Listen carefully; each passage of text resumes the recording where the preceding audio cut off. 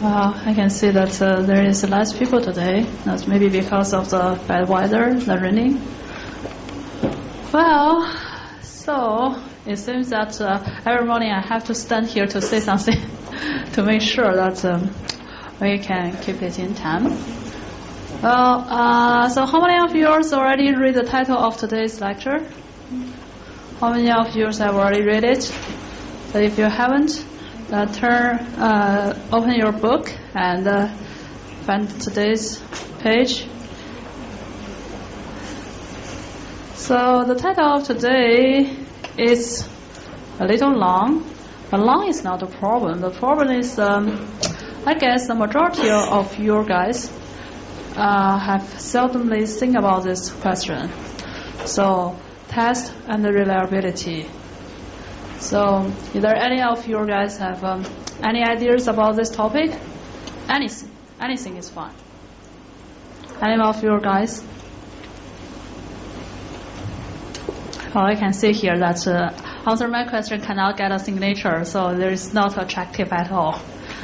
Well, in fact, that when I was a student, I have no idea about what is test and reliability. Well, what is test? Just bring your chip and solder it on your PCB, and I put it in front of the devices, equipment, and just measure it. That's it. I connect it to the signal generator and to see what is the output. That is all what's in my mind about testing at that time.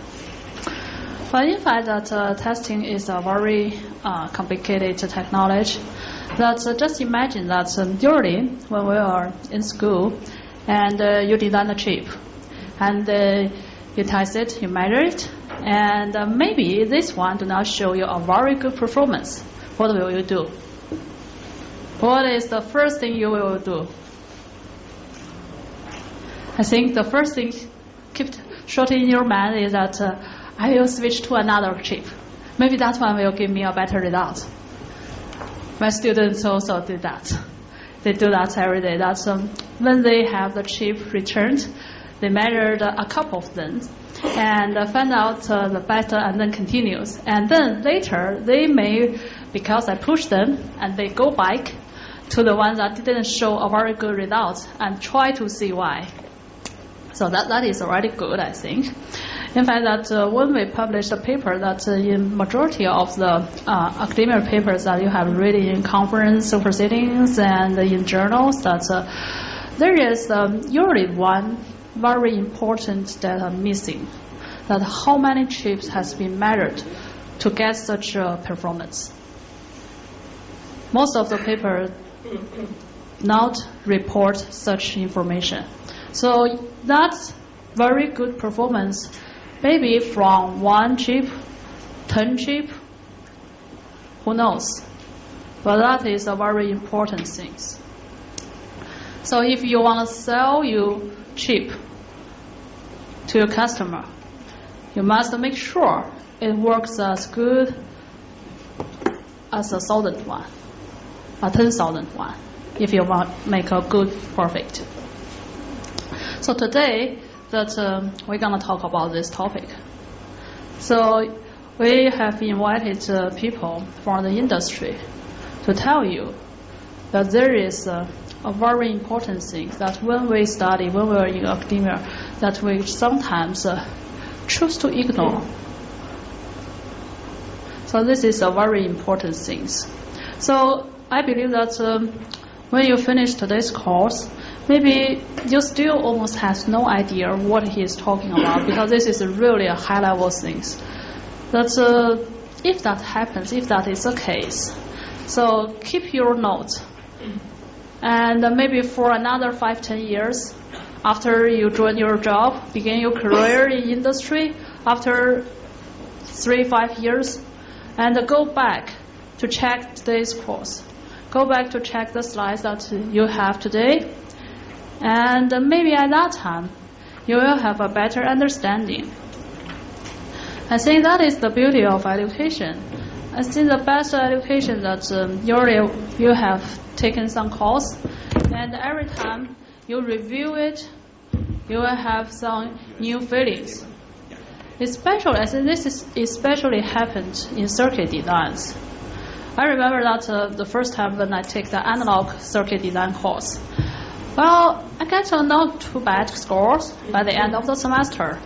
But I would like to say that after another 2-3 semesters, I finally got a little feeling, a little real understanding of analog circuit.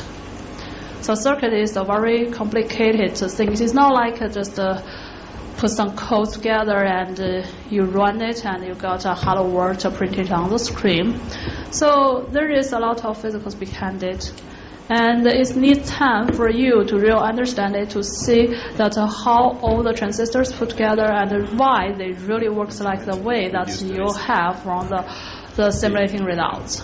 Yeah, that's so today is even that case. That is not only because that we are talking about circuit designs, but we are talking about very high-level method, very high-level skill in the design of a circuit in the IC industry. So I would suggest you to try your best to pay your attention to the event and to catch as much information as possible, and at least keep those ones you're still not got the point but on your note, and go back and maybe after several years try to review it and to see if you get a better understanding or new understanding on it. Oh, by the way, someone asked in the discussion group about whether the video will be available. Well, I cannot give you a very certain answer now, but we are trying, we are pushing it. We will try to see that what's the best way that we can release the more information to you all. But because there is copyright issues and some other issues, that it may take time. So, but we will try our best.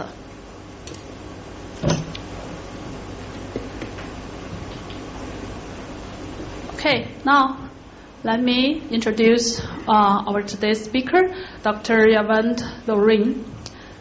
Dr. Dorin is the chief architect and a fellow at Synopsys. How many of you guys have ever used Synopsys? Show me your hands. How many of? Okay, good, very good. So I believe Yavand is very glad to see all your customers here. So he is, as well as the president of Synopsys Armenia. Formerly, he was vice president and chief scientist in Varich Logic, chief technologist at Logic Vision, and a distinguished member of technical staff AT&T Bell Laboratory. Well, you can see that Yavand have a very, very long history working in industry. And he's currently the president of IEEE Test Technology Technical Council, the TTTC, and he's the founder and chair of the IEEE 50,000 standardization working group, the editor-in-chief emerged of the IEEE design and test of computer and adjust processor at the University of British Columbia. He served on the board of several societies. I won't waste your time to read it one by one. And he holds a lot of patents, and he authored a lot of books, and he have quite some very good papers published. And of course, he received a lot of awards. And since we are already late today, that we want to take time to go through the long list. And let's just welcome Yavand here. Good morning. Welcome to this nice summer school. I hope you enjoyed the session so far. Yes? Yesterday and the day before? 2 days already? Excellent. Okay, so we'll do this one together. I have a number of interesting topics to cover with you. They deal with chips, of course. They deal with the health of the chips.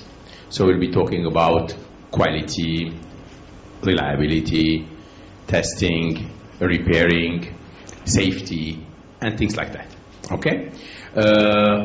Now this is blinking a little bit for some reason. The cables are not very good apparently, but will be fixed over time, I hope. So the flow that I'll go through today is to talk a little bit about the trends and challenges. I don't like to speak about solutions typically unless we understand what are the problems that we have, okay? So we'll talk about the trends, what kind of challenges we are seeing, and how we're going to solve those challenges. And we'll see that the challenges of having larger and larger chips, smaller and smaller features are several, okay? So we'll see a number of challenges, and we'll be addressing them together. We'll talk about hierarchical testing, we'll talk about SOC level issues, we'll talk about debugging, repairing, and field-oriented safety for those chips. Okay? One thing I'd like to ask you is to make this session more interactive if possible. Okay? So whenever you have questions to ask, don't wait till the end, right? Whenever it occurs to you that there is a point that needs additional clarification, some opinion you want to give, just raise your hand and jump in. Agreed? Yes? Okay. So today we see that the trend is to have many equipments surrounding us with lots of smartness in them. Okay? You see here several equipment sitting there. They're all becoming more intelligent, more smart as we use them. The common thing between all of this is that we do have a device convergence. That is, instead of having dedicated devices to different things, we're having more generic type of devices, meaning converging many functions into smaller sets of equipments. Okay? Like your phone on your table, which I'm sure is shut down, will be doing many different functions for you. In the past, they used to be different products. Now they are combined together. Also, we see that connectivity is an important thing. Where in the past, we used to have lots of equipments that were standalone, they were functioning separately. Today, we see them to be connected into the system and giving us a little bit of information through the system, through that connectivity. Also, one more common thing between the products that we're dealing with today is having lots of imaging. Okay? So in the past, we had dealt with simple data only. Today we're dealing with much more complex data, much more video, and so on. And that is helping us deal with larger amounts. So the manufacturing itself for these equipments are changing. In the past, we had lots of mechanical things that we were doing. Today, most of the manufacturing is much more clean, much more electronics-based, and much more intelligence as we go forward. One of the equipments that I'd like to use it as example throughout my discussion is the automobile, okay, the cars. The cars are going through these similar kind of changes, where cars used to be much more mechanical in nature. Today they're becoming more electrical, more electronics, more smart, more computers on the wheel. With those, we're seeing a number of new things coming in. First of all, it's becoming a lot more green. Green meaning not generating pollution, but rather becoming electrical cars. Much more safety-oriented aspects need to be in there because we're trying to absorb certain human functions and putting them in the cars instead. To do that, we need to ensure the safetiness of the system. They are connected, so in the past cars were standalone units. Today there are lots of functionalities that are connected to the cloud and getting many sets of data back and forth, also connected to the surrounding cars or other elements as well. Security is also an important thing, as you know. Security has been important all along. Now that we are connecting all these equipments, security is becoming even more important as we move forward. So these are criteria or characteristics, I would say, that are common between many of those equipments, having used the car as an example for it. So in my talk, we'll talk a little bit about safety aspects, we'll talk about the connectedness, about the security as well. If I look at the automotive domain, I would see that the cars themselves are increasing in terms of their electronic content. So the amount of chips per car are going up drastically. For instance, number of memories per car are doubling within this 3-year window of time. we're seeing the number of chips per car growing very fast, and as well the complexity of the chips that we have in the cars is going up as well. Now, all of that because we, as I said, we need to have the intelligence, the smartness, and we need to have the connectivity, that is connecting the vehicle to vehicle and vehicle to infrastructure need to be all there as we need it. So the next generation experience is to have our cars talking to the surrounding cars, and for that we need to have all that connectivity built in properly. How do you do these things? When you speak about a car is a large system, and the car manufacturers have their own requirements, as you see. So if I go from the manufacturer of the car all the way to the tier 1, which is the sub blocks of the car, to the chips themselves. So you can think of the car as 3 levels. There are the chip providers, the semiconductor companies. There are the intermediate level, call them tier 1, and then the OEMs, which are the actual car manufacturers. And with the OEMs, what we do is we receive the requirements initially.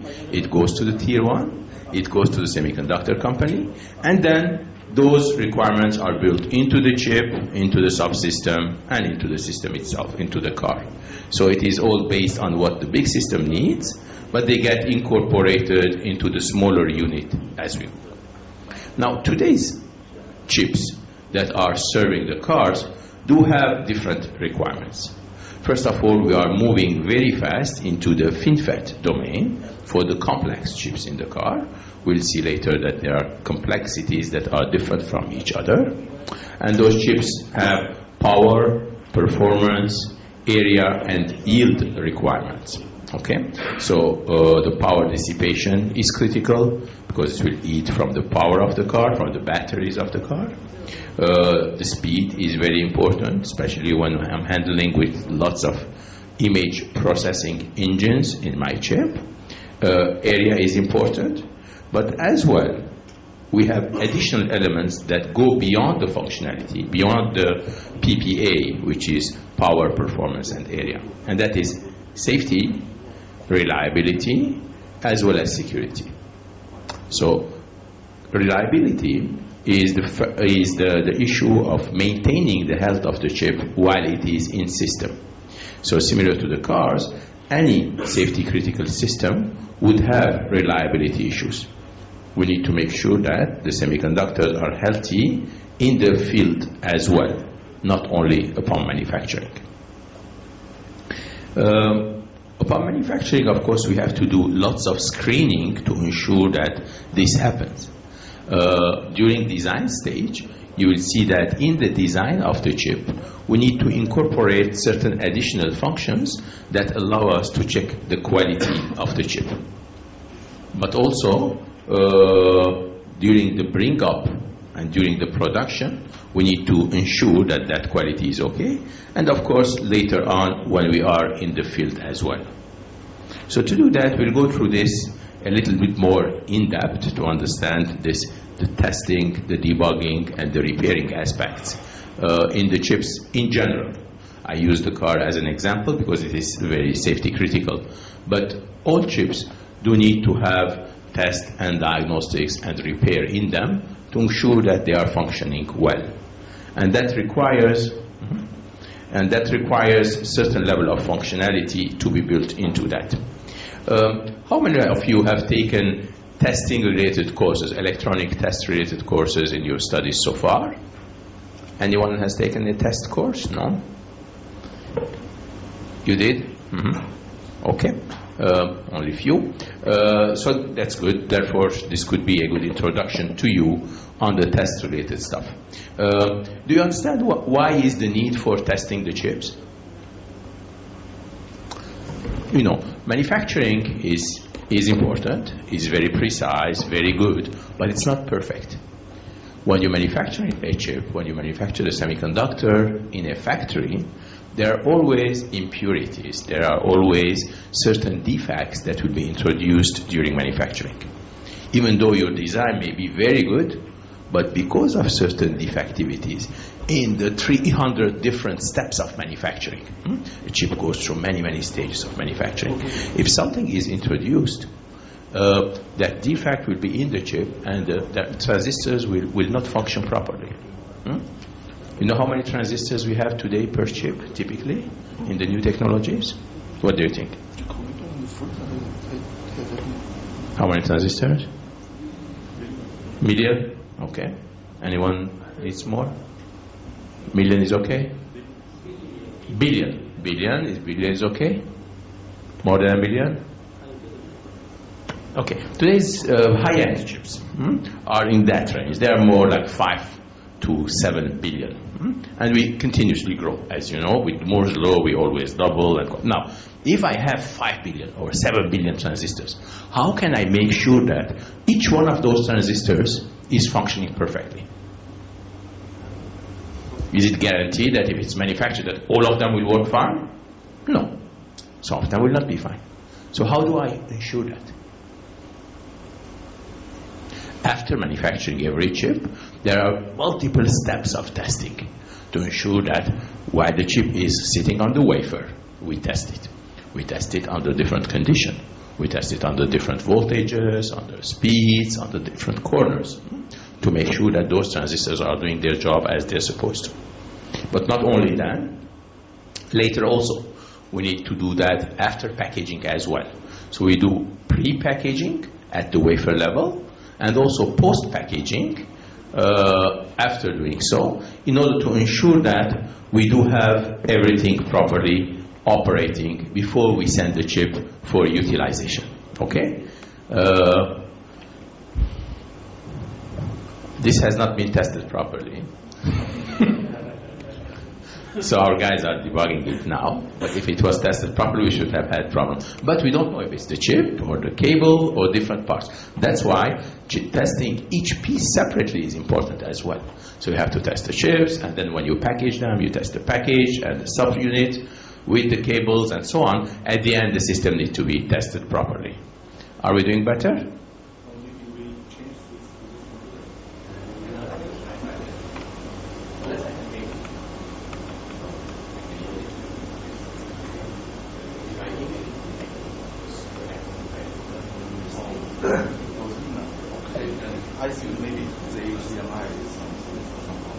HDMI has some problem.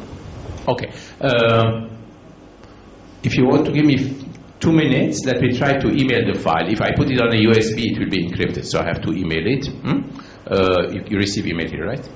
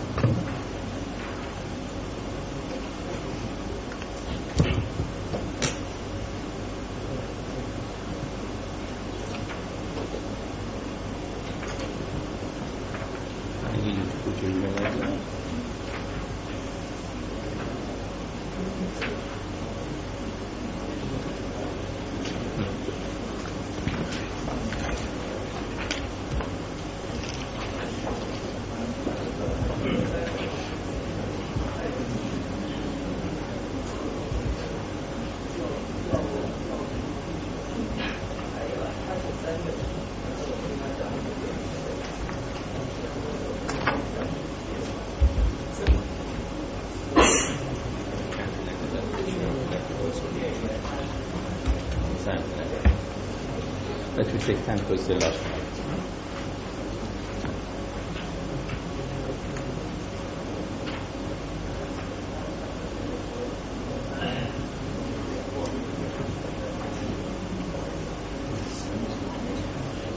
Sending.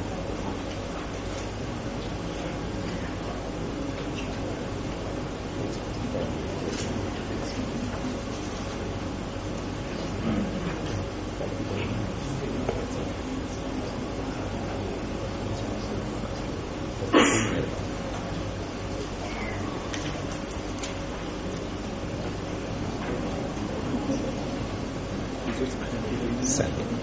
Yeah, it's good. I'm fine. But it's that's good. So something with this like.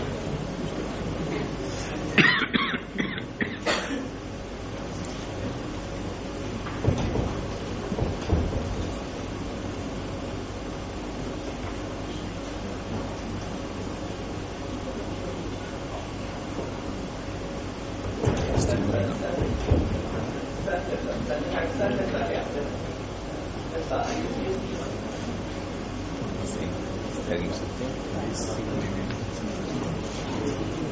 I hope.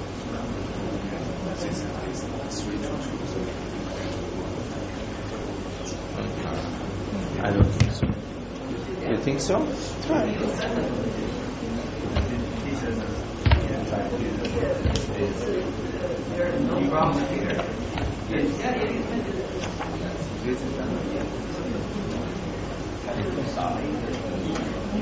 You think that's it? Okay. Still sending.